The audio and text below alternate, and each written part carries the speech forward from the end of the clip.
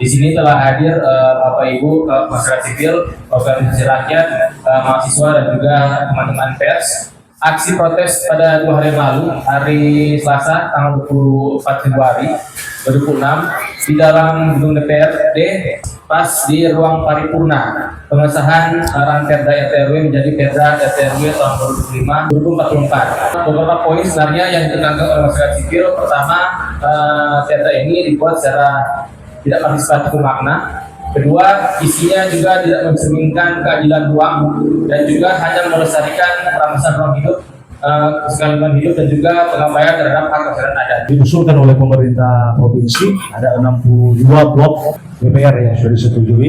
Itu tidak ada publikasi di mana titik-titik tepatnya blok itu di Sulawesi Utara. Jadi dia hanya berupa angka, belum dipublikasikan. Yang kedua, DPR ini ketika tidak ada pengelolaan secara berkelanjutan, itu tentu akan berpotensi berakhir pada bencana ekologis atau kerusakan lingkungan. Itu yang menjadi kekhawatiran kita bersama. Peraturan ini ada keterwakilan dari pengusaha-pengusaha tambang ya, tambang pelaku-pelaku illegal mining di Sulawesi Utara. Sehingga kami menduga isu WPR ini hanya akan menguntungkan oligarki-oligarki lokal atau di daerah, sehingga itu tentu tidak akan mengakomodir kepentingan rakyat penambang. Bicara soal tambang dari perspektif Walhi, soal lingkungan, kita berbicara soal pertambangan ilegal di Ratatotok, di Minahasa Utara, di Kepulauan Sangihe. Itu aktivitas pertambangan ilegal itu begitu masif terjadi. Kita juga mengkhawatirkan bersama bahwa WPR ini akan melegitimasi pertambangan ilegal di Sulawesi Utara. Pertama, merampas ruang-ruang hidup rakyat dan juga sudah mencemari lingkungan. Nah, itu yang menjadi kekhawatiran dari perspektif Walhi soal bagaimana lingkungan hidup ini begitu tidak diakomodir.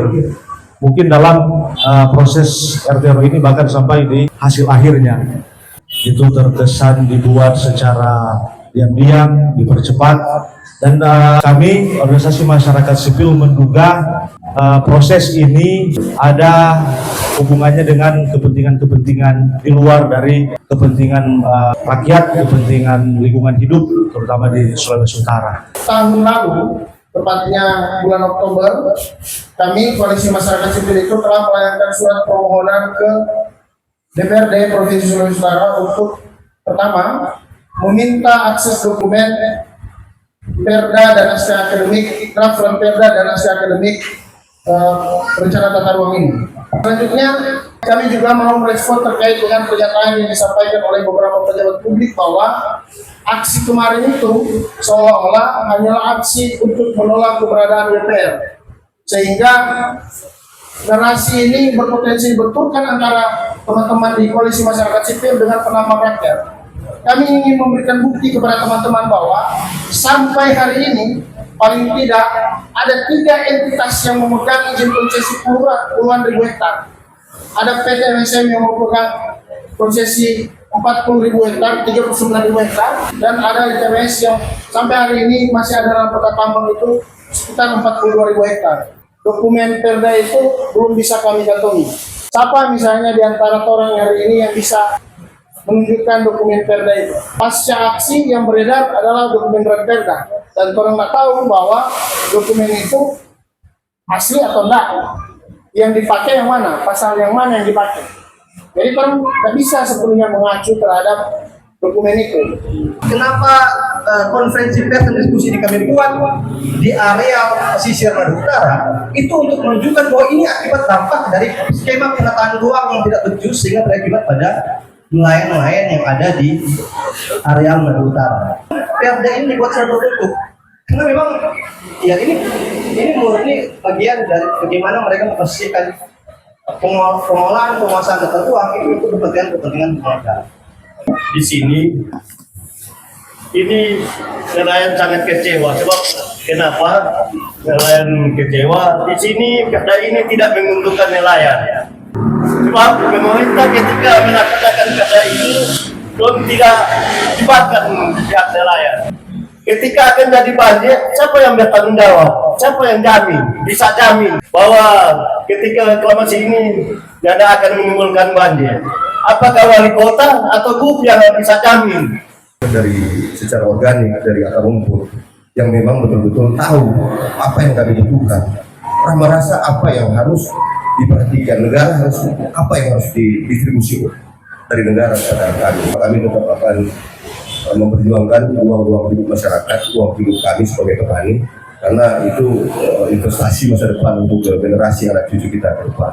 Yang hari ini melihat bahwa kondisi wilayah adat Tongsi Alikupang itu sedang tidak baik-baik saja atau sudah terancam. Akibat dari pengolahan tambang PT MSN, sungai itu jadi kering, sudah tercemar. Ada sapi masyarakat yang mati dan kemudian sudah tidak bisa lagi digunakan oleh petani untuk kebutuhan mereka di kebun. Kami melihat bahwa pemerintah hari ini khususnya di Kabupaten Minahasa Utara seakan tutup mata dengan keberadaan masyarakat di wilayah Tonsea. Untuk itu kami sebagai masyarakat adat Tonsea Alikupang meminta kepada pemerintah untuk melihat keberadaan masyarakat, bahwa hari ini kebijakan itu tidak berpihak kepada masyarakat, tapi berpihak kepada oligarki yang akan menentukan pemerintah itu sendiri. Masyarakat sekitar perkebunan Kerelonde telah berjuang selama kurang lebih 5 tahun ini, dan kebun yang ada di sekitar desa kami ini menjadi tumpuan hidup kami. Sampai hari ini belum ada status yang jelas karena tentara negara Indonesia TNI sampai hari ini masih melakukan aktivitas-aktivitas yang sangat meresahkan masyarakat, karena di perkebunan Kerelonde ini tentara melakukan aktivitas latihan militer. Kami sebagai masyarakat yang terdampak itu dilibatkan dalam proses-proses pembentukan perda tersebut. Ini menjadi ancaman yang serius karena perkebunan Kerelonde ini adalah sumber penghidupan masyarakat. Ketika tentara dapat melakukan aktivitas dengan besar di dalam sana, itu akan mengambil ruang hidup masyarakat yang memang notabene-nya adalah para petani. Hari ini kami masih konsisten bersama dengan koalisi masyarakat sipil untuk dengan tegas menolak perda RRW di Sulawesi Utara. Ada advokasi dari SIJ Sulawesi Utara. Bagaimana koalisi masyarakat sipil bersama elemen terkait melakukan poros perlawanan terhadap perda RRW yang dari hasil diskusi tadi kecenderungannya tidak partisipatif, tidak melibatkan masyarakat sipil, tidak melibatkan masyarakat secara umum. Yang menjadi isu menarik adalah terkait dengan konsensus tambang yang tadi dibahas dalam RRW ini. Kami SJ melihat ini bahwa ini harus benar-benar kita diskusikan bersama. Pertanyaan muncul, tambang rakyat untuk siapa? Jika untuk rakyat, rakyat yang mana diberikan? Atau jangan-jangan tambang rakyat ini bagian dari kerja-kerja korporat besar untuk melegitimasi, mengeruk keuntungan masyarakat dari masyarakat Sulawesi Utara. Kami menghimbau pemerintah Provinsi Sulawesi Utara melalui gubernur untuk tidak buta mata, buta hati, buta telinga. Jika benar-benar RT/RW ini lahir untuk masyarakat Sulawesi Utara, terutama BPN yang menjadi isu strategis, bisa kita diskusikan secara mendalam. Saya mencermati, mendalami persoalan tambang di Sulawesi Utara sejak tahun 89. Saya masuk ke hutan-hutan di Rata Topok, di Langut, dan di sana saya sudah bisa membayangkan betapa hancurnya alam kita. Setelah muncul RRW, catatan pemerintah ya, di sana ada 700 hektar hutan. Berarti ada sisa sekitar 600 hektar. 600 sampai 700 hektar. Saya tidak percaya data perkebunan, data hutan itu sekitar 600-700 hektar. Foto-foto Google, kita lihat betapa bolong-bolongnya alam kita di Sulawesi Utara. Saya memastikan bahwa ada sebuah kekuatan kapitalis korporasi yang akan merusak alam kita. Itulah kenapa RT RW itu tidak diakses sejak perencanaan sampai dengan pelaksanaan. Kemudian kita belum lupa tragedi Buyat yang sampai sekarang masih segar dalam ingatan kita, bagaimana orang di sana terusir, kemudian bagaimana warga di sana mengalami penyakit. Jadi sekali lagi ini bukan ruang kosong, ini ruang hidup. Dan di sana ada racun-racun yang akan mengancam kehidupan kita, kehidupan anak cucu kita. Kalau Pantai Karangria Manado Utara masih tetap masuk dalam RT RW diizinkan untuk direklamasi. Ketua Bapeda waktu itu kita setantang, tapi nyatanya hari ini RT RW itu tetap lolos. Tolak reklamasi sampai titik darah terakhir. Kalau teman-teman melihat postingan di media sosial beberapa waktu terakhir itu ada postingan yang konyol gitu.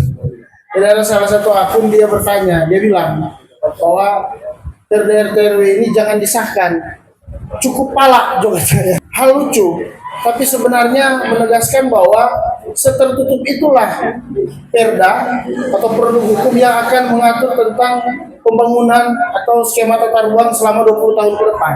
Bayangkan ada masyarakat yang nggak paham tentang apa itu RT RW. Tolak perda RT RW.